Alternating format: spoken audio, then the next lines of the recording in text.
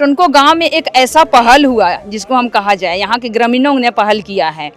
और टुनको गांव के जितने भी ग्रामीण हैं, दूसरा गांव वाले को यहाँ पे गोद लिया जा रहा है। बसाने का मतलब तो वही हुआ ना, हम अपना देखिए दिल में पत्थर रख के दे रहे हैं जमीन। यहाँ के जो पदाधिकारी हैं वो भी यहाँ के जो 5th शेड्यूल हैं या फिर यहाँ के जो विशेष अधिकार हैं उनको वो समझने के काम नहीं करते।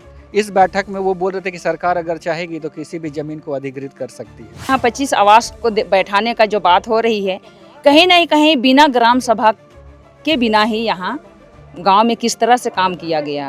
आज अबुआ सरकार है, मतलब हमारा ही सरकार है, लेकिन कहीं ना कहीं आदिवासी को ही बिगाड़ने और क्या बोलेंगे उसको हटाने का काम कर रहा है। जो एकड़ों जमीन दिया, जो 5-10 एकड़ जमीन दिया, उसको 10 डिसमिल जमीन का भी मालिकाना हक आज यहाँ पर नहीं मिला है, जिसके चलते वो उसको इस तरीके का मतलब आज स्थिति हो गई है कि उसको अगर प्रमाणित करना पड़े कि वो झारखंडी है या फिर देश का नागरिक है तो शायद वो भी करने में वह सक्षम होगा। गैर मजरूआ जमीन किसी का नहीं है, ना ही सरकार का है। जो यहाँ के निवासी हैं, जैसे यहाँ टुनको गांव के जितने भी निवासी हैं, उनका पहले गैर मजरूआ जमीन में अधिकार रहता है, ना ही सरकार का। सरकार को किसने बनाया? सरकार को तो हमने बनाया है ना। और आज सरकार बोलती है कि वो हमारी ज़मीन है, वो हम नहीं मानते हैं। जितने भी अवैध जमाबंदी है पहले उसको निरस्त किया जाए, उसके बाद ही हम घर बनाने के लिए आपको ज़मीन मुहैया कराएंगे।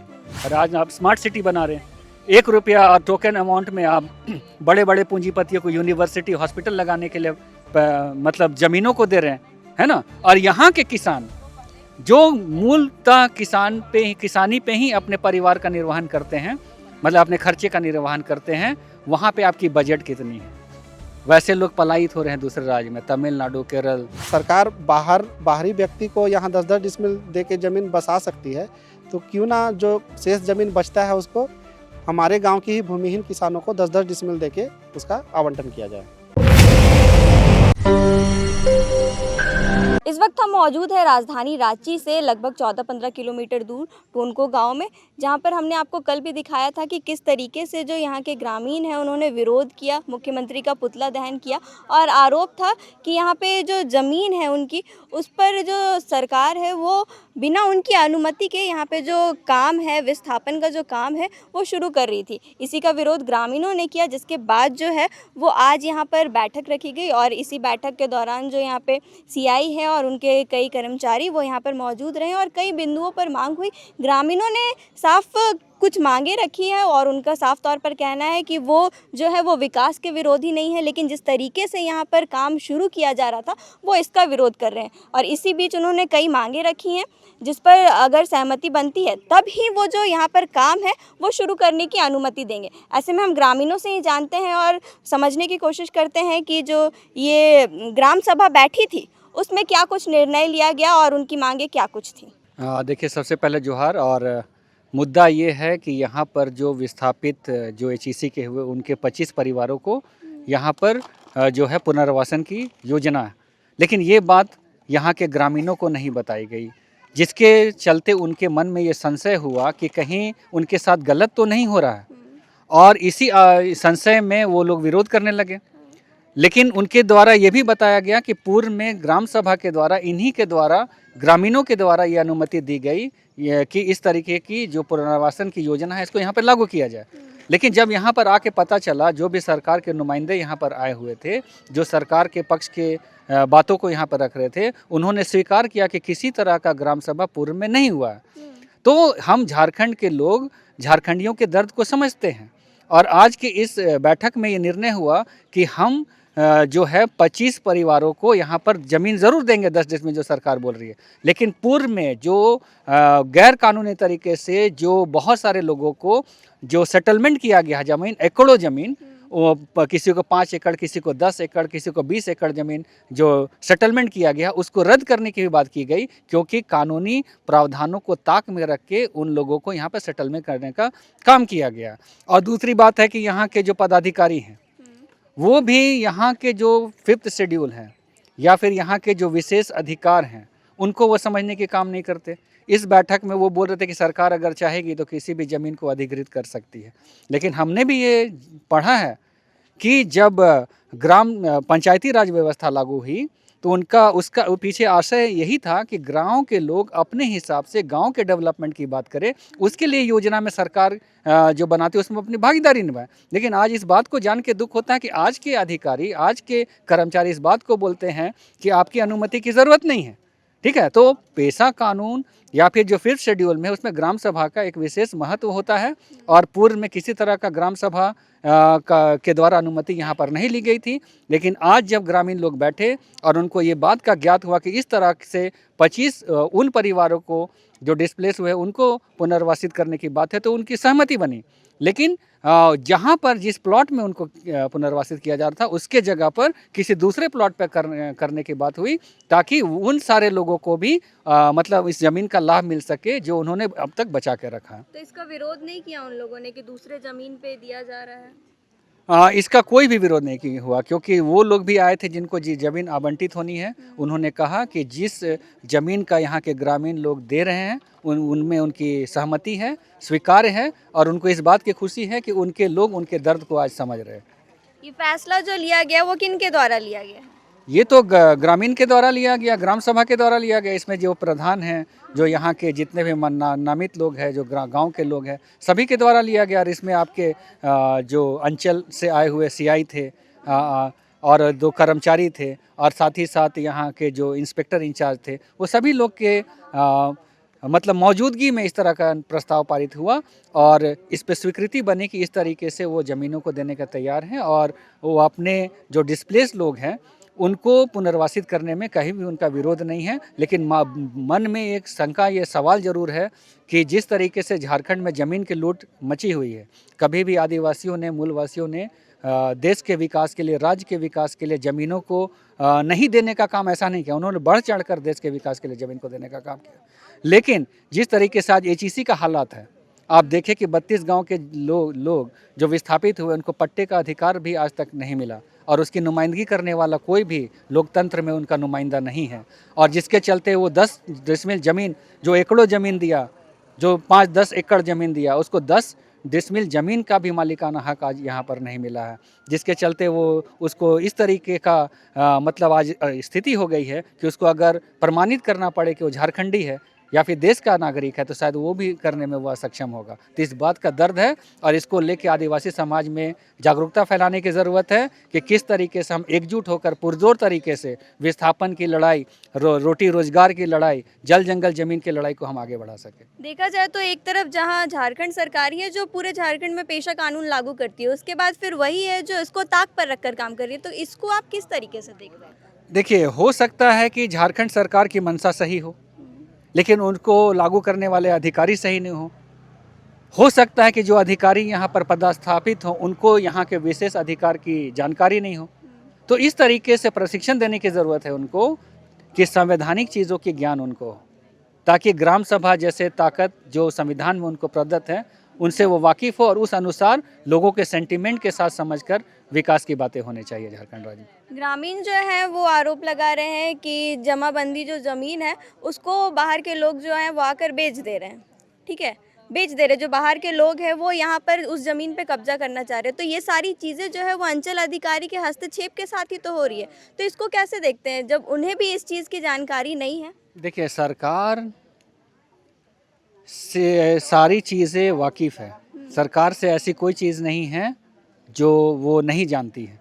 आज आप सादा पट्टा की ही ज़मीन ले लीजिए, CNT-SPT की ज़मीन को तो कोई आदिवासी, गैर आदिवासी तो नहीं ले सकता, लेकिन आज बिक्री धड़ल्ले से है ना। उसके बावजूद आप देखिए कि सादा पट्टा, जो आज नया एक टर्म आया है, सादा पट्टा, जिसका कि कोई लीगालिटी नहीं है, उस पर भी ऊंची ऊंची इमारतें खड़ी हैं।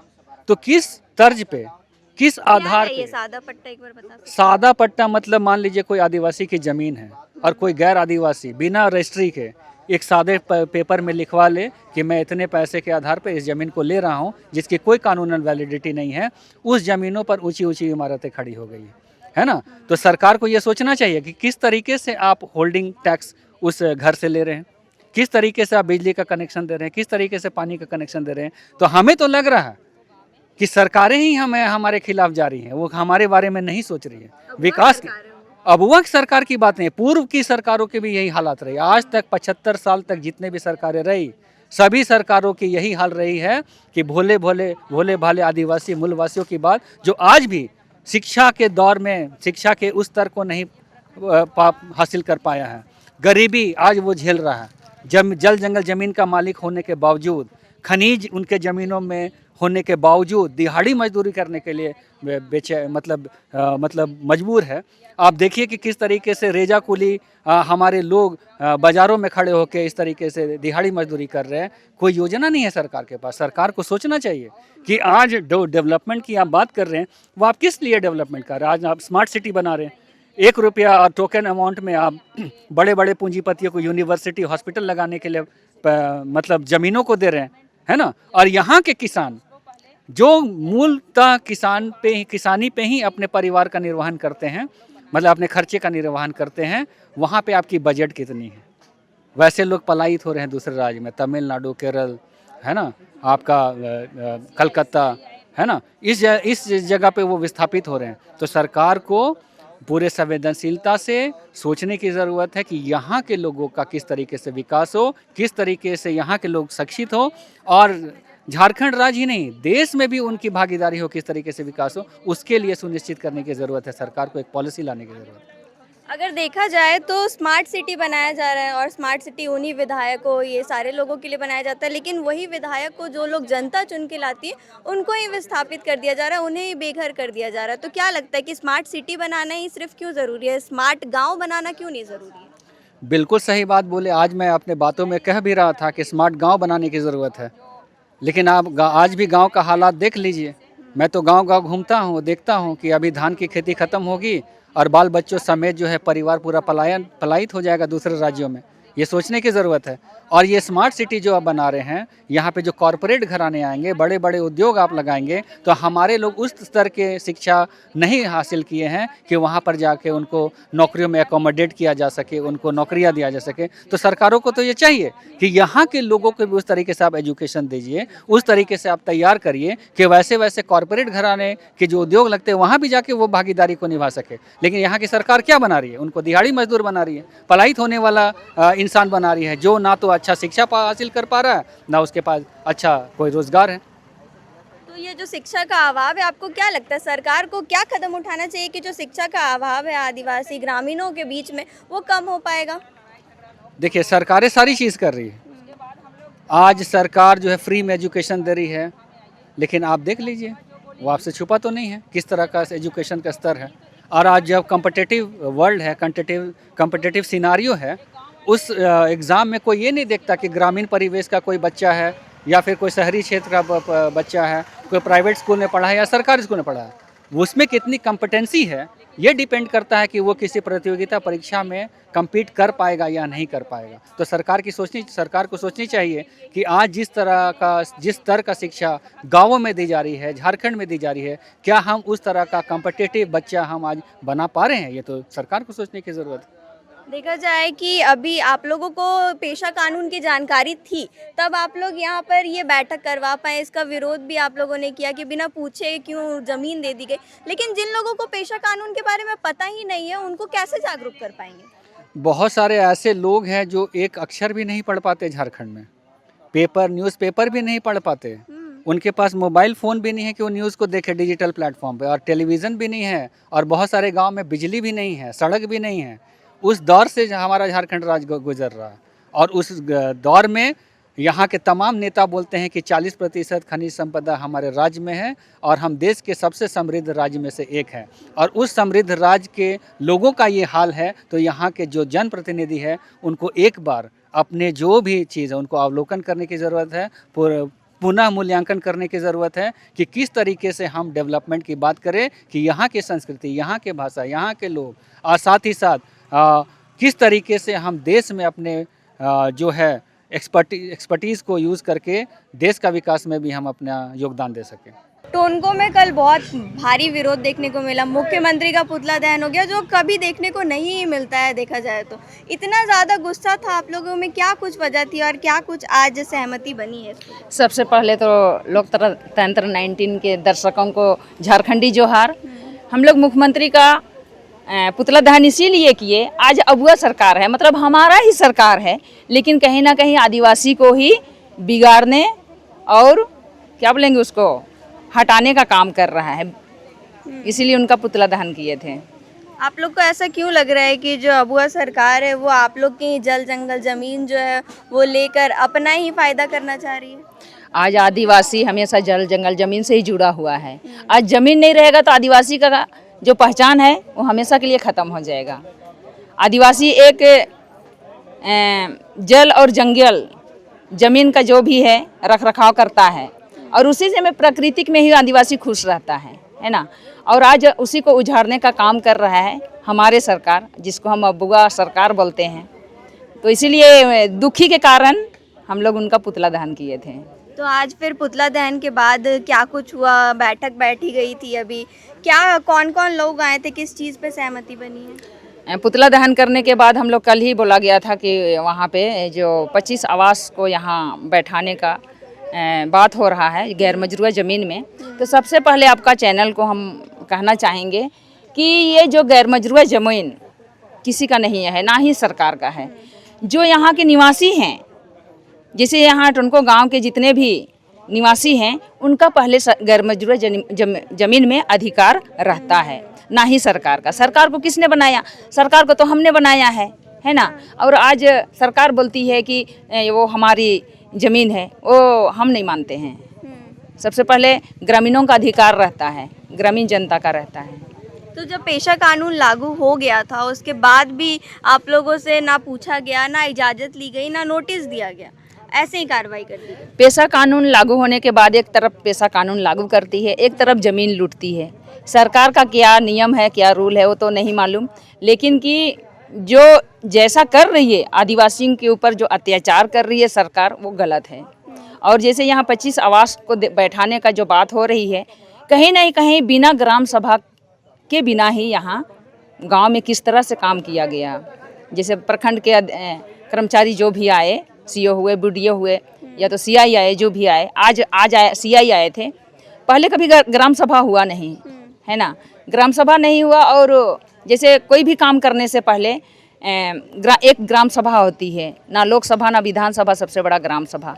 तो ग्राम सभा को महत्व देना चाहिए, लेकिन बिना ग्राम सभा के किस तरह से वहाँ क्या बोलेंगे उसको, गुंडागर्दी बोलेंगे या ज़बरदस्ती लूटपाट बोलेंगे, इस तरह से वहाँ काम किया जा रहा था, जिसका हम लोग पुरजोर जोर से विरोध किए। और आज इसी कारण हम लोग ग्राम सभा रखे, बार बार आवाज़ गया कि एक बार ग्राम सभा में आइए, एक बार ग्राम सभा में आइए। और ग्राम सभा में आज आए, जिसे निर्णय लिया गया कि जो 25 आवास जो मूसा टोली के जो थे वो भी आए थे। और अभी जहाँ पे वीडियो या सीओ जगह दिखाया गया था, वहाँ से थोड़ा बगल में हम लोग अपना ग्राम सभा के माध्यम से ही खुशी खुशी हम लोग वहाँ जगह दे रहे हैं, जिसको बसाने का काम कर रहे हैं। आज देखिए, सरकार किसी गांव को गोद लेती है, लेकिन आज टुनको गांव में एक ऐसा पहल हुआ जिसको हम कहा जाए, यहाँ के ग्रामीणों ने पहल किया है। आज टुनको गांव के जितने भी ग्रामीण हैं, दूसरा गांव वाले को यहाँ पे गोद लिया जा रहा है। बसाने का मतलब तो वही हुआ ना, हम अपना देखिए दिल में पत्थर रख के दे रहे हैं ज़मीन, तो दर्द हमको भी है, जो मेरा पूर्वज ने बचाया है उस ज़मीन को, और आज हम किसी के यहाँ हैंड ओवर कर रहे हैं, किसी के माध्यम से दे रहे हैं। तकलीफ है, जितने भी यहाँ ग्रामीण हैं सबको बहुत दर्द है, लेकिन उस दर्द को सहते हुए हम किसी और को यहाँ पे जगह दे रहे हैं बसने के लिए। ये सबसे बड़ी बात है। तो हम कहेंगे, आपके चैनल के माध्यम से कहेंगे कि टुनको गांव बहुत ही बड़ा काम किया है, और ये कोई गरीब को गरीब ना कहे, जिसका भूमिहीन लोगों को यहाँ पे टुनको गांव गोद ले लिया है। ग्राम टोनको के निवासी विनोद कच्छप है हमारे साथ। हम उनसे जानते हैं कि जो ग्रामीण हैं अभी, उन लोगों ने बोला कि बैठक के बाद निर्णय लिया गया, काफ़ी कुछ बातें हुई, जिसके बाद जो है उन्होंने एक नई पहल की है और उन्होंने जो 25 परिवार है उसको गोद लिया है। तो इसको कैसे देख रहे हैं आप? सबसे पहले आपके चैनल के माध्यम से सभी को जोहार करते हैं। और चूँकि आज का ग्राम सभा जो 2-3 दिन से हमारे और सरकारी तंत्र के बीच में तनाव चल रहा था, उन्हीं को समाप्त करने के लिए आज ग्राम सभा का बैठक रखा गया था, जिसमें पूरा ग्राम सभा के द्वारा निर्णय लिया गया कि जो भी 25 परिवार है उनको अपने गांव में ही बसाया जाए, एक जगह सुनिश्चित करके। चूँकि वो पिछला जो सीओ आए थे वो अपने हिसाब से वो जगह डिसाइड किए थे, और जगह पे वहाँ पे काम कर रहे थे, लेकिन ग्राम सभा का कहना है कि चूँकि ये ग्राम सभा का मामला है और ग्राम सभा ही सुनिश्चित करेगी कि उनको कहाँ बसाना है, लेकिन उसके बदले में हमारी कुछ मांगें रखी गई है कि उसको पूरा होने के बाद ही वो जो हम लोग घर बनाने के लिए जो ज़मीन देंगे उस पर सहमति बनी है। क्या कुछ मांगे रखी हैं? मांगे रखी गई कि जो भी हमारे खाता संख्या 57 में गांव के गरमजुआ ज़मीन है उसमें अवैध जमाबंदी की गई है। हमने मांगे रखी है कि जितने भी अवैध जमाबंदी है पहले उसको निरस्त किया जाए, उसके बाद ही हम घर बनाने के लिए आपको ज़मीन मुहैया कराएंगे। तो उनका क्या बोलना था? सीओ सर तो नहीं आए थे, लेकिन उनके प्रतिनिधि के रूप में सीआई और कर्मचारी आए थे। अब वो जाके सीओ सर को रिपोर्ट करेंगे, उनको जो भी यहाँ पे ग्राम सभा का प्रस्ताव रखा मांगे रखेंगे उनके सामने रखेंगे, उसके बाद उनके तरफ से जो जवाब आएगा उसके बाद ही हम जवाब दे पाएंगे। तो अभी तो हस्ताक्षर लेके गए हैं, जो भी सीओ के कर्मचारी लोग थे वो लोग आए थे, वो लोग हस्ताक्षर लेके गए हैं और इन सारी चीज़ों पर बातें हो गई और सहमति भी बन गई है और वो ये भी बोल के गए हैं कि सोमवार से ये जो काम है वो जोरों शोरों से शुरू हो जाएगा। तो इसको क्या बोलना चाहेंगे इस पर? बोल के तो गए हैं, लेकिन हमारी जो मांगे अगर मांगे हमारी पूरी करते हैं तो काम करती है तो उससे हमें कोई एतराज़ नहीं है, लेकिन अगर मांगे पूरी नहीं होती है उसके बाद भी काम करती है तो हमारा जो विरोध 3 दिन से चल रहा था वो आगे भी चलता रहेगा। मतलब अभी तक कोई भी कंफर्मेशन नहीं दिया गया? नहीं, सीओ तरफ से कोई कंफर्मेशन नहीं मिला है कि हमारी जो मांगे रखी है वो पूरा करेंगे या नहीं करेंगे, वो अभी तक कंफर्मेशन नहीं दिए हैं। बस हमने एक जो घर बनाने के एवज में कुछ मांगे रखी हैं, अगर वो पूरा हो जाती है तो हमें उससे कोई एतराज़ नहीं है कि वो काम करें। जो आपने एक और मांग रखी थी 10 डिसमिल ज़मीन की, जो जिनके पास नहीं है उनको दिया जाए, तो इस पर क्या बोला उन्होंने? कर्मचारियों ने क्या कुछ बोला? हमने बस 2 ही मांग रखी थी। एक मांग रखी थी कि पहला मांग था कि जितना भी अवैध जमाबंदी है उसको रद्द किया जाए। दूसरी मांगे रखी थी कि चूँकि जिस समय ज़मीन था लोगों के पास था, वो धीरे धीरे करते संख्या बढ़ते बढ़ते परिवार का वो ज़मीन कुछ कम हो गया है, तो यहाँ भी कुछ भूमिहीन किसान हैं। चूँकि गैरमजरूआ ज़मीन तो अपना है, लेकिन उसका प्रॉपर पेपर नहीं है, जो खतियान बोलते हैं वो नहीं है। तो जब चूँकि सरकार बाहरी व्यक्ति को यहाँ 10-10 डिसमिल दे के ज़मीन बसा सकती है, तो क्यों ना जो शेष ज़मीन बचता है उसको हमारे गांव की ही भूमिहीन किसानों को 10-10 डिसमिल दे के उसका आवंटन किया जाए। तो उन्होंने क्या कुछ बोला फिर इस पर? उसके लिए तो हाँ राजी दिखाई है, जो कर्मचारी और सीआई थे उनमें दोनों ने राजी की है कि ठीक है, जो भी आप लोग का आवेदन आएगा जिस तरह से हम लोग कर देंगे बोल के। तो जो भी मेन चीज़ है वो आप लोगों को सोमवार को पता चलेगा? जी जी जी, जब क्योंकि सीओ सर खुद नहीं आए थे, वो अपने प्रतिनिधि को भेजे थे, तो प्रतिनिधि सटीक या तो पूरा आंसर नहीं कर पा रहे थे। बस वो बोले कि हम सीओ तक ये बात पहुंचाएंगे, उसके बाद जो उनका निर्णय होगा आप लोग को बतला दिया जाएगा। देख सकते हैं कि ग्रामीणों के साथ जो सीआई हैं उनकी बैठक हो गई है, कई मुद्दों पर बातचीत भी हुई है और अभी जो है वो सीआई के जो जितने भी कर्मचारी आए थे वो सीओ तक ये सारी जो बातें हैं, मांगे हैं वो लेकर जाएंगे। उसके बाद ही जो निर्णय है वो आ पाएगा, तब पता चलेगा कि आखिर जो ये जो काम है यहाँ पे जो निवास देने का काम हो रहा है 25 परिवारों को, वो शुरू होता है या फिर नहीं, ये तो देखने की बात होगी। इस पर आप क्या सोचते हैं कमेंट कर ज़रूर बताएं और देखते रहें लोकतंत्र 19। धन्यवाद।